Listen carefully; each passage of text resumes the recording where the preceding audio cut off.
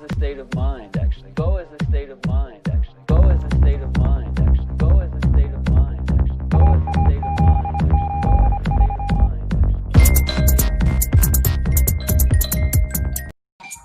Hello and welcome to the Racing Club UK podcast. My name is Darren Paul and I am joined, as always, as ever, but this time live and in video in glorious Technicolor. I don't know if I can quite say HD. It is your friend and mine, the man who keeps the Philly L's beating heart, beating ever still, Nacho Tierno. How are you, my friend? Hey, Darren. I'm very good. Thank you very much for the introduction. And I have to congratulate you for all the Racing shirts I can see on the background, plus the one you're wearing. I'm impressed with the collection, I have to say. There's two more I've got next door. There's nothing on the collection that you've got, and I think that's an Instagram situation waiting to happen. The shirts of Nacho Tierno. But I've got the 2013-14 away shirt, the dark blue and black with the white collar. Oh, nice. Yeah. Really nice. Don't have a name or number. I would have Pelletieri's name and number on the back if I could. Or maybe Bisha, Diego Bisha, who now owns a candy store. Yeah, I think he owns a candy store up in Mar del Plata. I think that's where he lives. Oh, right. Wow. Yeah. And what's the other one I've got? I've got the shirt after the championship in 2015-16. No, 2015 is the topper shirt with Dueño absolutely falling apart. The all the print has come off, but the badge is embroidered with the different color stars. Nice. It's nice. It's nice. Well, one last that collection should go on Instagram as well. Plus the mug. That's a nice one. I have with me also the it is. Flag. So looking forward to the next filial meeting. Hopefully, we will be organizing that before the summer ends with a nice asado. Oh, could you imagine? But still waiting for, I guess, a better time to do it. Yeah, absolutely. And obviously, there's been no football. There's been no asado, which is the hardest thing for me, really, because it turns out chimichurri is just that good, like just so good, so delicious. Who knew? I didn't like. Argentines did, but me, not so much. But no, it's been a one, hasn't it, mate? It's been a tricky situation the last few months. Yeah, it is, and it has been for the club as well, and it has been for football in Argentina in general. I think the club is probably not the exception, but it's also true that the club is not doing that bad in comparison to other clubs. So we also need to probably say that. I think we've been doing well because the club is in a good financial position and has been able to, in a way, deal with the damage that the pandemic is generating. I mean, if we compare to our neighbors next doors, they are in big financial trouble, and it's just good to see that Racing can deal with a situation like this one. I think that I don't know if we could be happy because of this, but I think we should be okay with it and understand the situation and just be patient. There's nothing else we can do. Yeah, I mean, nobody's happy, but I think we can allow ourselves, and it's nothing that you or I or anybody's done, but a little bit of maybe pride or satisfaction in the way the club have handled everything. Exactly. And how they have built themselves up over the past 6 years, maybe, to be as sustainable as possible, to enable them to do the things they do in the community and, for the betterment of parts of Avellaneda. Absolutely. And the good news during the pandemic was probably the renewals of I have a list here with me. It's 1, 2, 3, 4, 5, 6 players from the ladies team have renewed their contract, have extended their contract. So that's really good news. Plus 3 renewals on the men's team as well. I'm sure we will get into that, but I mean, it's good news. It's good news. We are making progress, protecting the assets that the club has on the football department, and I say good to see it. Well, let's get into that right now. Let's look at some updates on Racing Club de Avellaneda.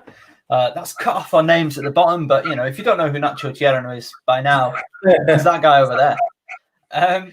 So shall we start with the ladies? Yeah, let's start with the ladies. Can I come in with the headline, the most exciting bit? Yes.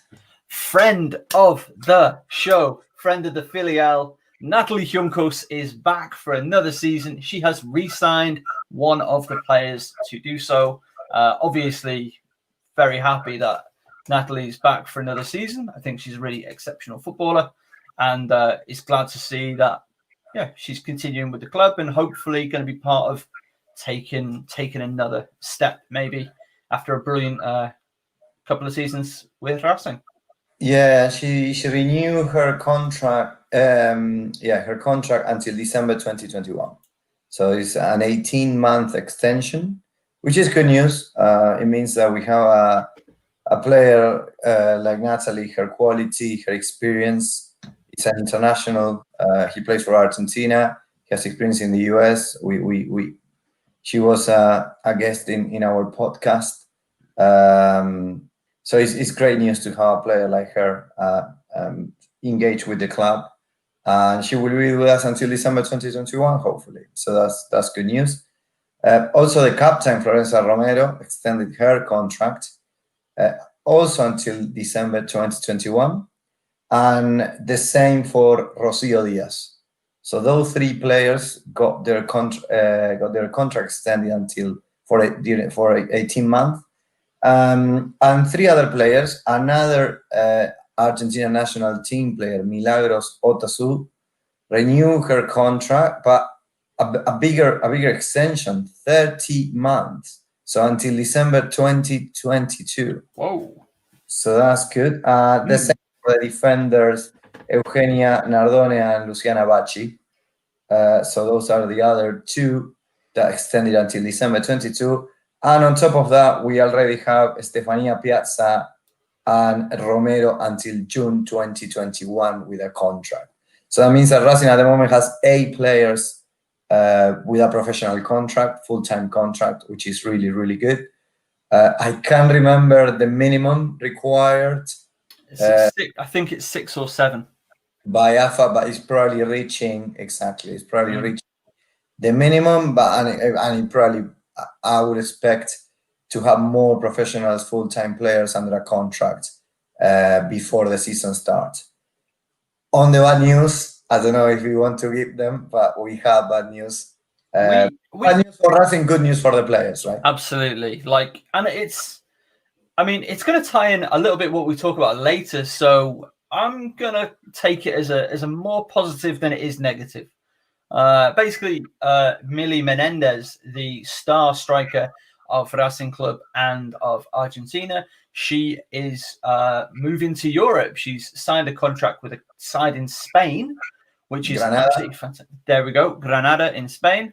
So, that's in the capital region, isn't it? No, I think it's in Andalusia, if my memory and my geography knowledge. Who have I mixed Granada up with then? We can research. I think Granada is in Andalusia. I have mistaken them for Sporting Gijon. That is what I've done there. Apologies, everybody involved. But yeah, so fantastic. She's moving to one of the strongest leagues in the world where her game is going to flourish. Maybe one day, hopefully, she'll return and wear the beautiful badge of Racing again. But yeah, absolutely best of luck to her. Yeah, and she had a really good season at Racing. She played 15 matches, scoring 10 goals. Yeah, she was arguably the best player in the team. So I think she completely exceeded expectations. She was great for the team. I think she took the team to another level. I think we need to accept it.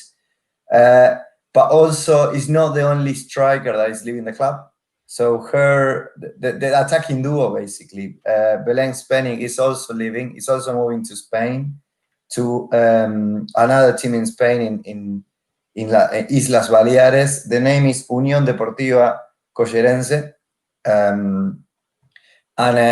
Again, Belén had a fantastic season. She scored also 10 goals, but in 14 matches, of which she only started in 11 of them.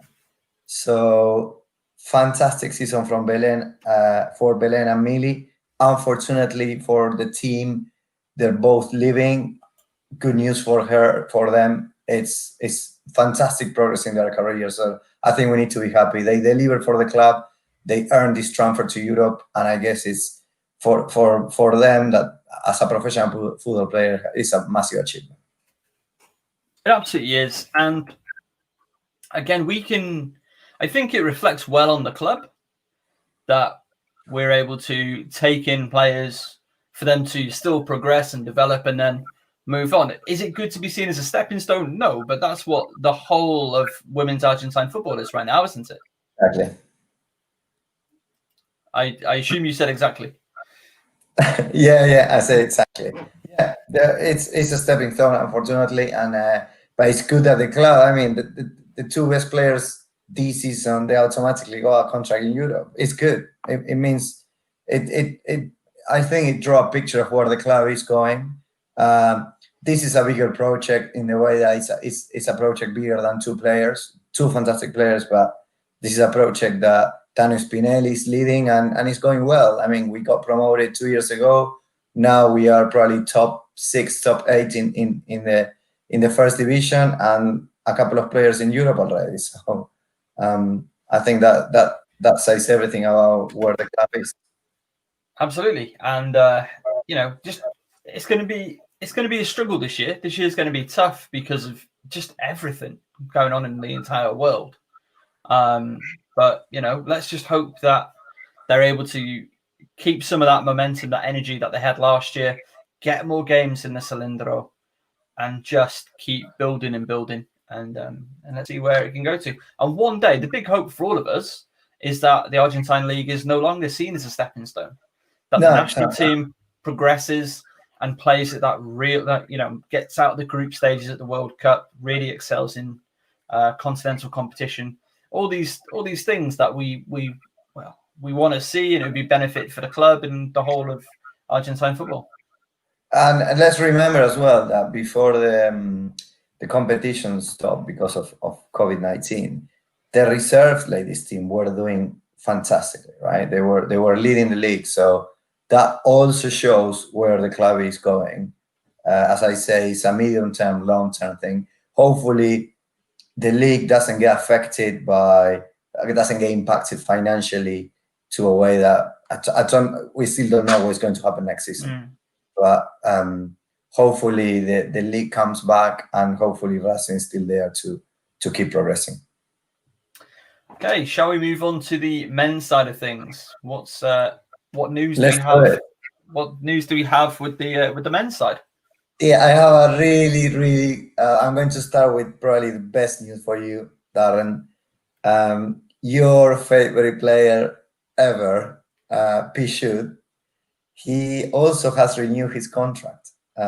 So he extended until June 2022, which means that he retire after that. So Racing will be his last club. And who knows, after that, he might go upstairs and join Diego Milito. He might go upstairs. He's going to have his jersey retired. They're thinking about renaming the stadium after him. He should at least... You know how Milito has a road, right? Yeah. He should get is there like an alleyway or like a tunnel or like a car park we can name after him? Something like that.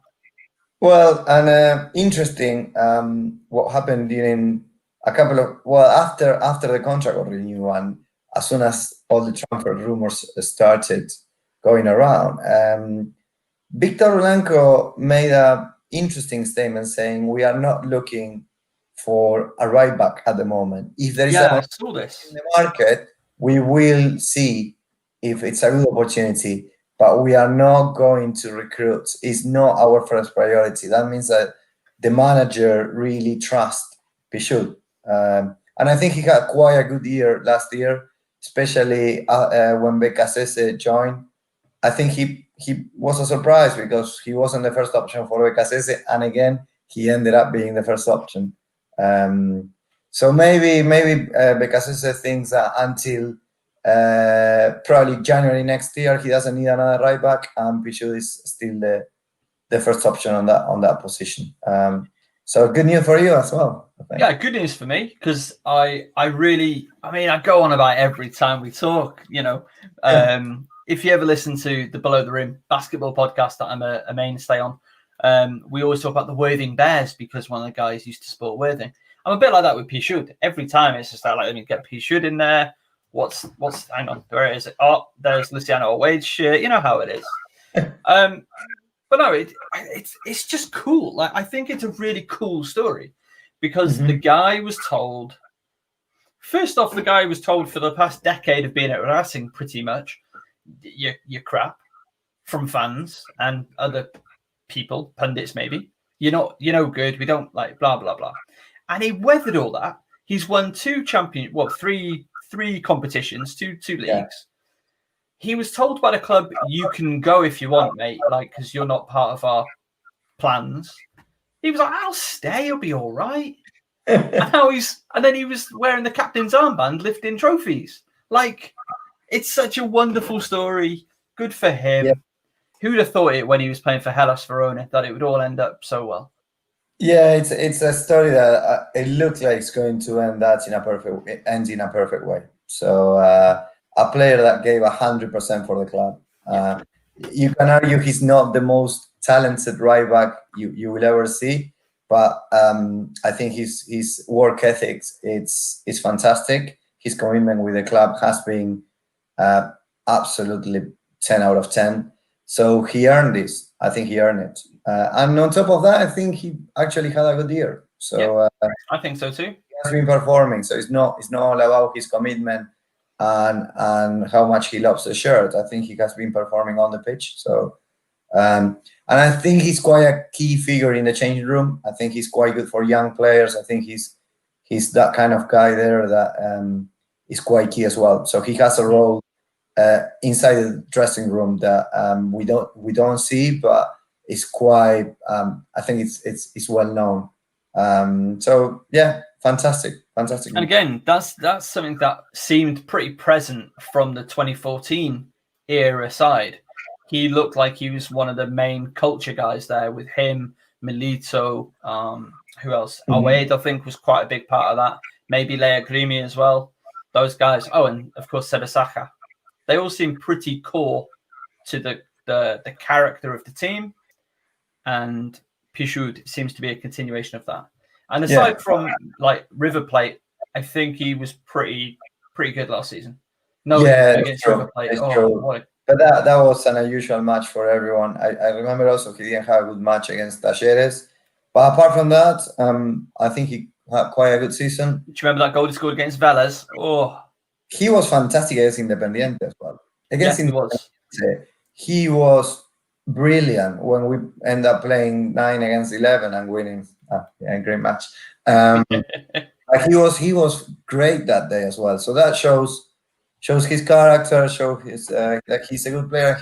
And the club still trust him. So good to see that he earned this contract. I think that's probably the best definition. That game still, I don't think it's taken over my two favorite Racing games, which are it's the 6-4 against Unión de Santa Fe. Yeah. Because that was just stupid. It was so much fun. Oh, was it 6-3? Oh, no. I need to go back and watch highlights. That was good fun. And then the 3-1 against Banfield, where Pillud scored again. Pillud scored without deflection, although No way. No way does that take a deflection. There was a deflection. There's no deflection there. We disagree on that. That's fine. They don't call him the Roberto Carlos of Argentina for nothing, the ways. I do think the Con Nueva game might be third favorite. with the derby against Independiente. Yeah, I think.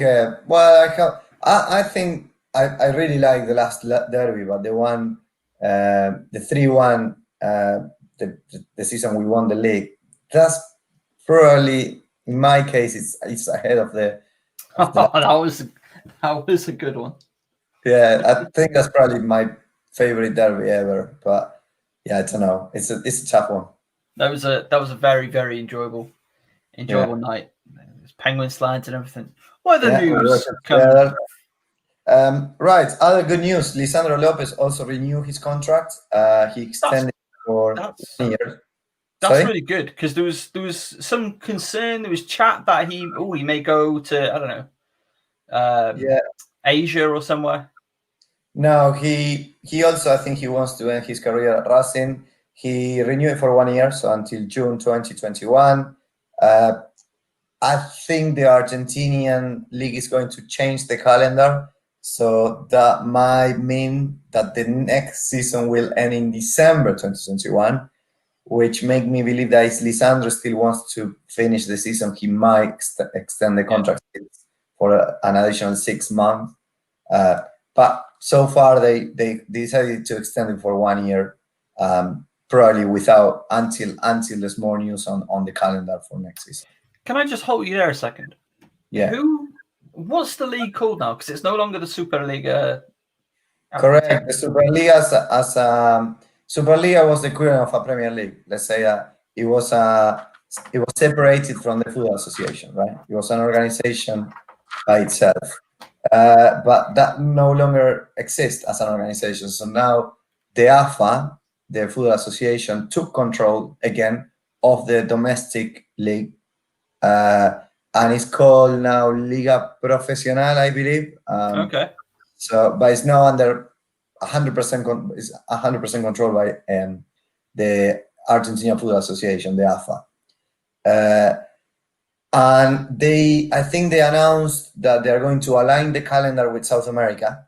So the competition, the league will start in January, February, and will finish in December. So now the Copa Libertadores and the domestic league will follow exactly the same calendar, which is probably good for teams and coaching staff. I imagine planning a season before this, it was an absolute nightmare. However, still not clear what the format is going to be and how many teams we are going to have in the league, because relegations have been called off, so teams are not getting relegated.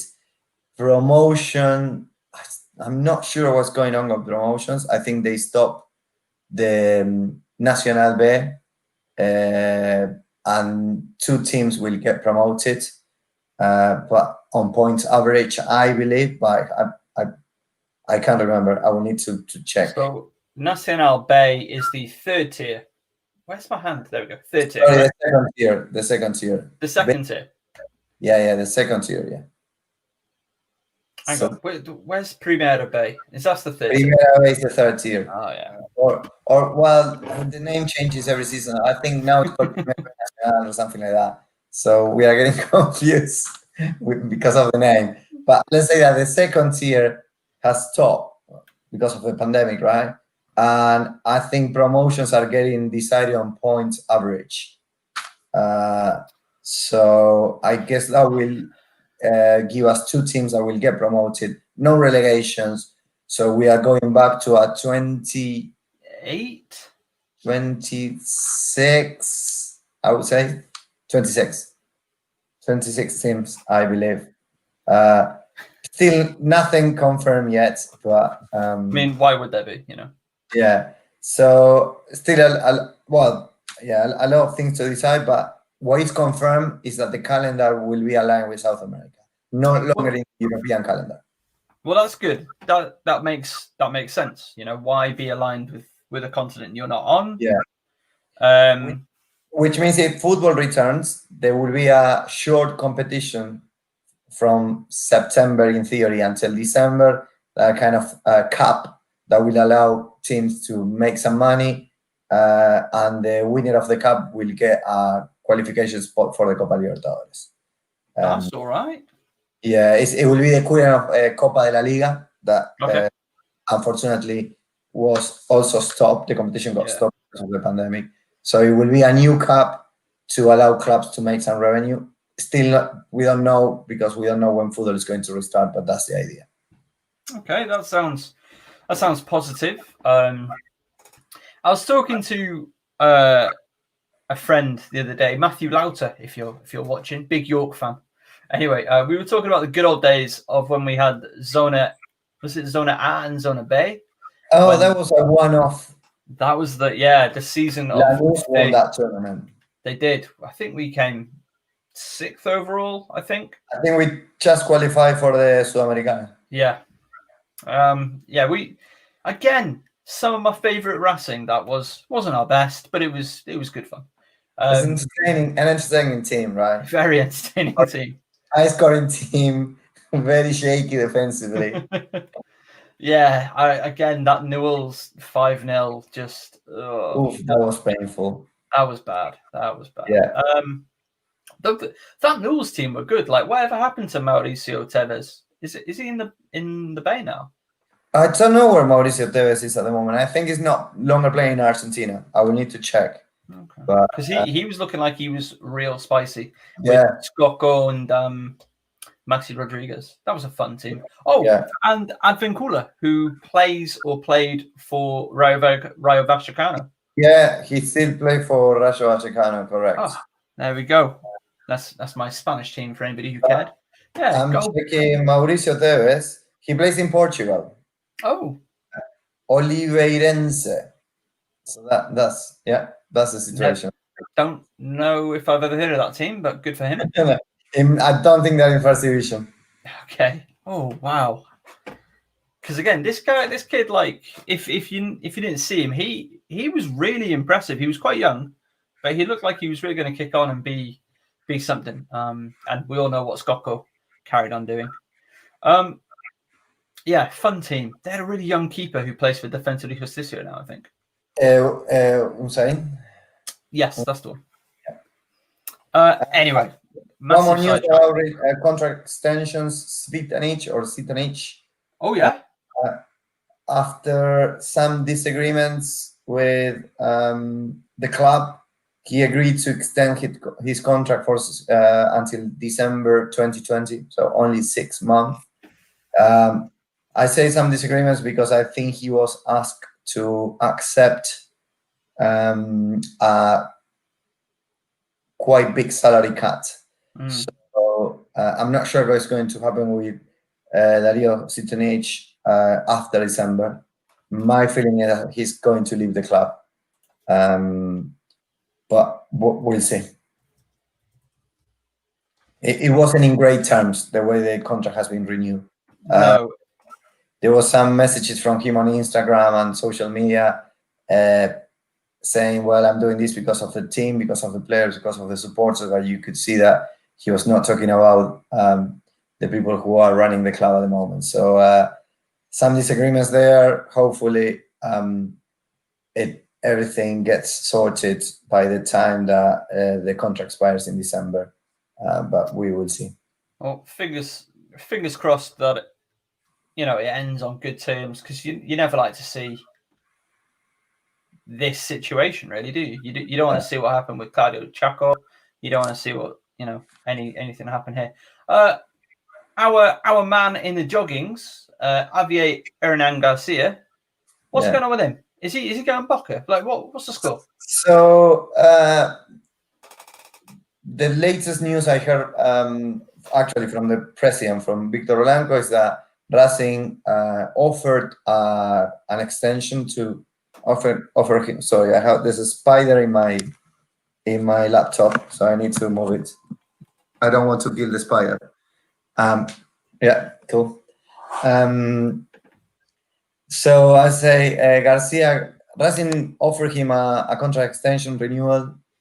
Garcia hasn't responded yet.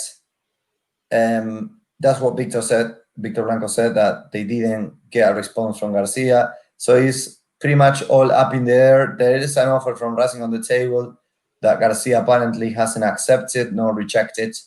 So no one knows. I think he's probably speculating with, I'm not sure, Boca, about other offers that come from abroad. Okay.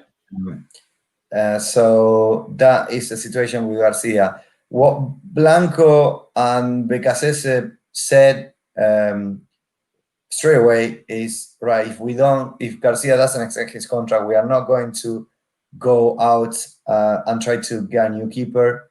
No need. No, it will be Chila. Yeah. Your favorite Chila. He will be the second keeper. Yeah, Gaston Chila Gomez, named after Chilavert, which I didn't realize. I Yeah, probably said apparently Chilavert for his records on taking free kicks when playing for the youth teams. So yes. This is true. This is the best news ever. A free kick taken. Get Arias out, because Arias, I've never seen him in the opposition box. Like, okay, you're the best sweeper keeper possibly on the planet, but do you take a free kick, Arias? I don't know. I'm not sure it's because of that or because of his style. He actually has a very similar goalkeeping style or technique to Chilavert. So I would need to check. Someone from the filial actually told me that this is because of he's very good at free kicks. Okay. It was our filial member Laura. Okay. I trust. We trust Laura. Exactly. You know? We might need to fact check this. We'll get on to somebody at the club. We've got contacts. We'll work those contacts. Yeah. So that's the situation. Chila Gomez will be the second keeper. If Garcia doesn't renew his contract, it looks like that's going to happen. I think Garcia is not going to extend his contract. Chila Gomez will be our second keeper, and he's good. He's a really good keeper. I think we talked about this, but when Musso got injured, Chila Gomez was good. He had a couple of good. Who was in goal for that Banfield game? Exactly. And then he also unfortunately, he got a really bad injury. I think it was his ACL. Yeah, correct. But now he's back. So I would love to see the club supporting him. I would love to see Chila Gomez coming through the academy and being our keeper. Lovely to see that. Well, let's carry on that theme of players coming through the academy and thriving. As we talk about, the kids are all right. We've had so Nacho, what's the nickname of the greatest football team in the world, Racing Club de Avellaneda? La Academia. Where does that come from? It comes from actually the amateur era.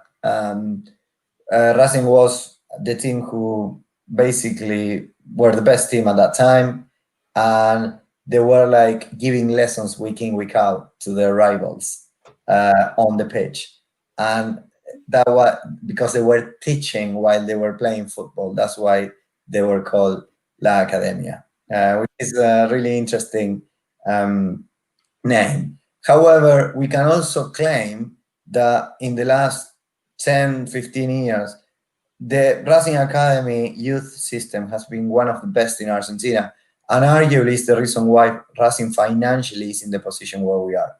So there's a lot of players that went through the academy, got to the first team, and then got sold to Europe for good money. Lautaro, De Paul, Musso, Vieto. There's a long list. Zuccolini brothers. So maybe the name now, La Academia, also can be linked to that. I think that's what we can say of our modern times. I think so too. Yeah, you say Lautaro, I say future Ballon d'Or winner Lautaro. Could happen. Well, yeah, I think he had a strange season this year. I think he had some ups and downs. Better season than last year. So year on year, you can see the progress. You can see he's playing in a more competitive team, and Conte, who is a good manager, is trusting him, and he played up front with Lukaku. He scored 14 goals this season. No bad number for a second season in Europe. And yesterday he scored a brilliant goal as well. I was watching the match yesterday, Inter Napoli, and he came from the bench and he scored a fantastic goal. And he gets to play with Ashley Young. So, Yeah, what joy. He's gone from Pillud to Ashley Young. I mean, yeah. Come on.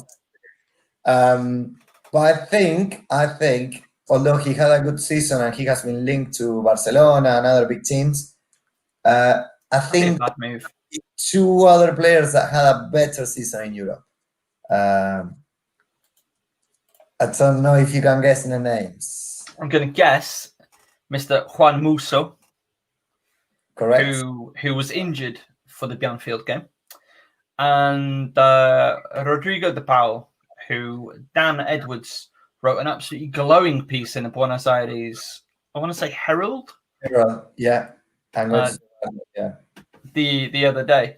Now, Musso, from as soon as he took over from Orion, I just had real confidence in him. Yeah. In his game, and he made some mistakes, but he was a young keeper. He was 22, the oldest. I think for Racing and for Musso, to sell Musso at that time was the right decision. I think Musso needed a more an environment that allowed him to keep growing as a player, while Racing was probably needing a different type of player, keeper like Arias, a more experienced player. Yeah. So and then a good offer landed from Udinese, right? $6 million for a keeper in Argentina is not an offer they are going to get every day. 5 million or 6 million. It's good. It was good money. It was a good opportunity for Musso, and the progress that we have seen on Musso in Europe is everything we thought. It's like this is not just an accident. It's because he's a very talented player who needed to slowly make progress, and probably he was lucky because he went to a team where he was going to be given time and opportunities, and at the same time being coached in Europe, which also is probably good for any kind of development aspect. So here we are, arguably the best keeper in the Serie A this season so far. Is the keeper with most quantity of clean sheets. And so he might win the Golden Glove. Let's see.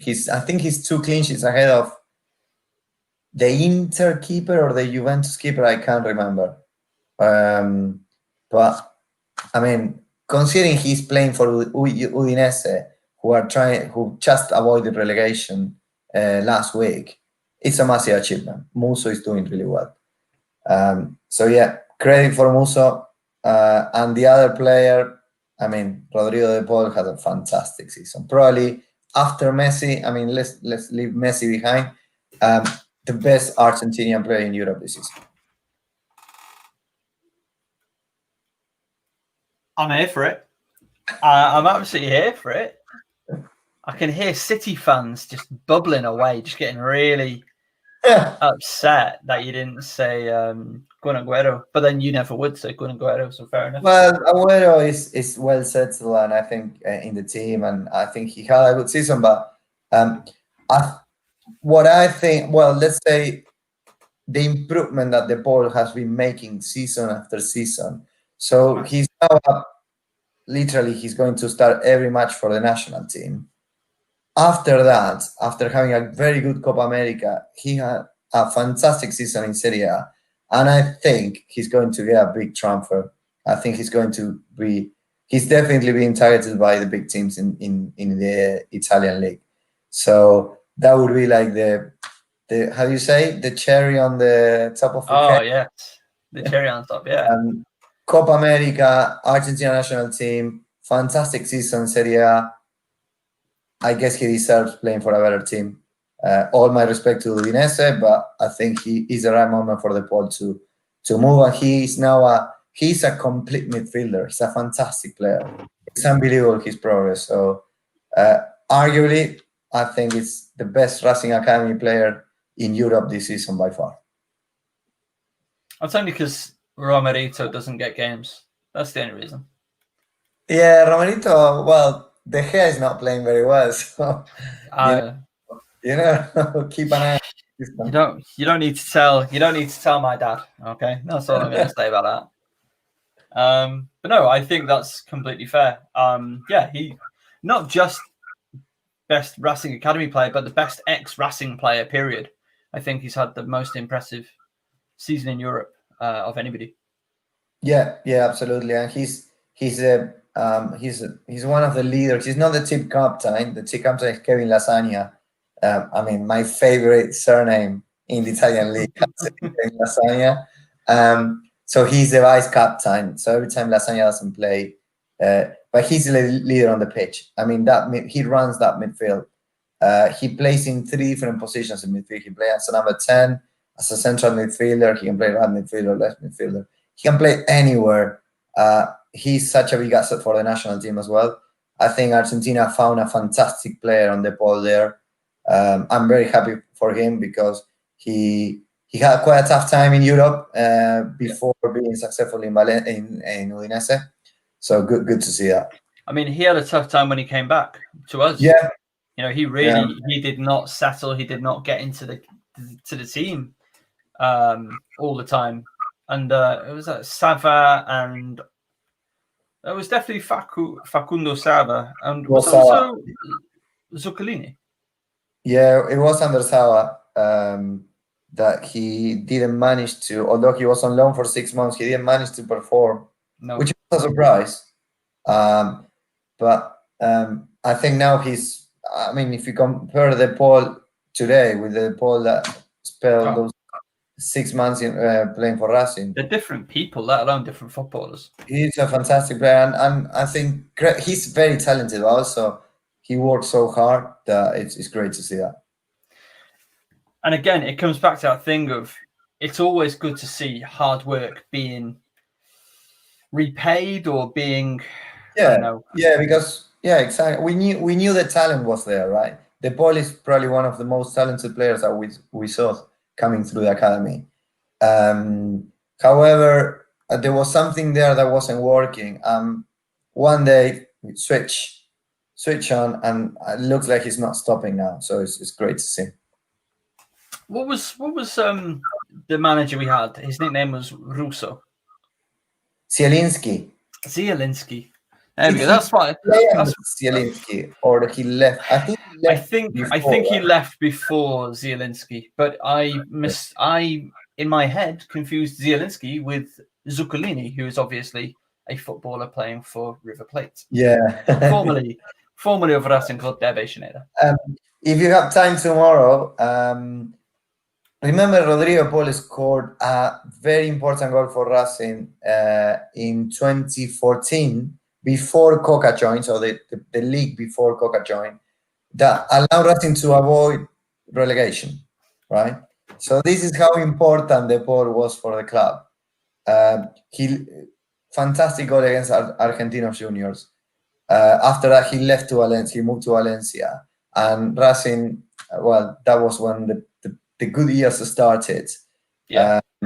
But that's why I think that's why we all love Rodrigo Paul, because those tough years he was our best player, and that goal he scored against Argentina, it was something I will always remember. I think that's why he deserved the best, I think. And there were some really talented kids in that team. You had Luciano Bieto, you had of course the Paul. You had Zuccolini. Both Zuccolinis or just the one? I'm going to say it was just Bruno, I think. I'm going to say Bruno. I think at that time he was already playing for Manchester City, I think. Oh, you might be right. Be right. Yeah. But he's another guy that we also I have a lot of sympathy for. I think he could have left Racing without leaving £1 on the bank account for us, because he could have left as a free agent. He decided to sign a contract before leaving so that Racing could get the transfer fees. So massive gesture. I like that. We always respect that sort of behaviour. Very quickly, because we are going to wrap up in about 3 minutes' time. So let's quickly get into it. Continental Football is back. Apparently in September. So this, I think the second week of September, or third week of September, CONMEBOL has announced that Libertadores and Sudamericana will be back. However, I really don't know. I don't know why they made this decision. I mean, the pandemic is hitting hard all the South American countries. Argentina is not the exception. Well, Brazil and Chile are probably in a worse position in comparison to Argentina, but I mean, it's good for no one. So I don't know why CONMEBOL has decided to say, yeah, football will be back in September. I'm not sure logistically it's going to be possible. Like traveling from one country to another, like airports are still closed, borders might be closed. So I don't know. I don't really know why they made this decision, but it looks like football will be back, at least continental football, in September. And the Football Association, together with the government in Argentina, are working in a protocol to see how Argentina adapts to it and allows the clubs to restart with their activities. Which, look, I think we should try to restart. I mean, if it's safe and with a good and solid protocol, because it's not about the players, it's not about the club, it's also a lot of people that are employed at the club. We don't want to see that people losing their jobs. So there is a need. I'm not against the return of football, but we need to do it in a very responsible way. That's what I think. It needs to be done safely. It needs to be done sensibly. Yeah. As part of my basketball work, covering the WNBA, and they've got a really effective bubble method. Now the NBA, they've taken over Disney. I don't know if we're all going to send everybody up till again Mar del Plata or Bahia Blanca, but well, that might be a possibility because the areas that are being hit at the moment by the pandemic are, of course, Buenos Aires and the capital city. Those are the two kind of key areas. The rest of the country is in a better position. So that could be a solution. I don't know. No one knows. I think there was a meeting happening today or yesterday about this protocol, but I haven't heard anything yet. But we'll see. But what is official is the CONMEBOL has announced the dates, so we might need to comply with it and play the Libertadores. Let's see how all that goes. So Nacho Tierno, thank you as always for being a part of this. Just one more thing. Remember, Centurion got sold to Vélez. We forgot to mention that. Oh yes, good for him. Good for him. Bit of money for us, and it seemed like he'd settled. It seemed like he'd settled down. Hopefully he will settle. I wish him the best. I think it was a good solution for the club, for the player. Nothing to say about it. He went through quite a tough time. Remember, his girlfriend died in a car accident recently. Of course. Yeah. Another big hit for him. As I say, we wish him the best. Another player that came through the academy. It's a love-and-hate relationship with Centurion, but again, a guy with a lot of problems. I hope that he settles. I hope he does well for playing for Vélez. I'd say 50% of the player, right? Ownership Racing still owns 50% of the players. So in a future transfer, Racing will still get 50% of those fees. Nice. That's it. The thing with Centurion is obviously it isn't love-hate. It's love, and we wish it would have gone better. Yeah, exactly. That's the best definition. I don't think we can hate the guy. Not at all. Like what he's been through. Has he made mistakes? Has he made stupid decisions? Exactly. Yeah, but exactly. Kind of can't, to an extent, you kind of can't blame it, or at least you can sort of understand it. You can understand because of his life, his stories and background, and a very difficult childhood, and I mean all those things. Yeah, are not easy to pull, and it's a very difficult case. So yeah. I hope he does well. That's all we can say.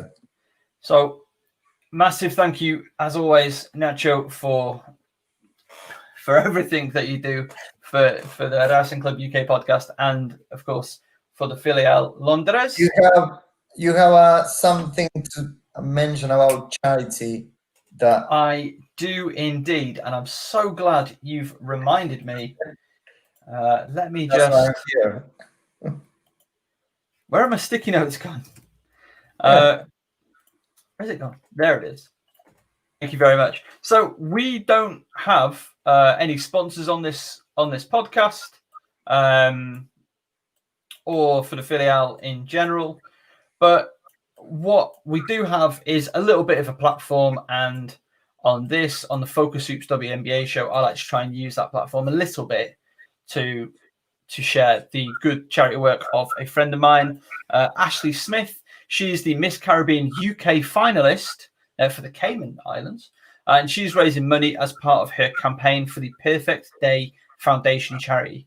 This initiative will support female netball players in Zambia, which is a country in Africa, and aims to address key challenges by teaching girls and young women new skills in order for them to create sellable products made from African wax print material, as well as educate them in the process of running their own small business to help fund school fees, provide family support, amongst other necessities. There is a link in the video. We've also put a link out on our Twitter. It's such an important thing, the education, the empowerment of girls and women everywhere. Every single country, every town, every school, every classroom needs women, it needs girls, and it needs them to be as empowered and ready to get the best life chances they can. And that is what our friend Ash is hopefully trying to do for this girls netball team in Zambia. You can donate. There's a link in the description. She also runs she's a personal trainer. She runs an amazing fitness class every week, which is free, but you can also donate to it. That also, I think that information is on her Just Giving. So well worth a go. It's really good fun. Today's was tough, Nacho. I'm not going to lie to you. There was a lot of squats, but the technique is starting to get there. So hey, but check that out. It's a great cause. Great, fantastic to hear about that kind of charity work. And I didn't know she was a personal trainer and offer class for free. Which, look, in these times, I think it's also something that people need, and it speaks about Ash a lot. I didn't know about this personal trainer thing, but it's something that people is needing a lot during lockdown, so it's great. Absolutely, the power of sport, the power of communication, interaction. It's all so important during all times, but especially during this time. Especially these days, a lot of people are struggling. We are in a privileged position. Some other people are struggling, and they need our help. That's the truth. It's as simple as that. All right, Nacho, thank you so much. Thank you, Darren. My pleasure. And thank you at home for watching, listening. And if you want to get involved, our Twitter, Facebook, Instagram, it's all Racing Club UK. And we will be talking to you again very soon.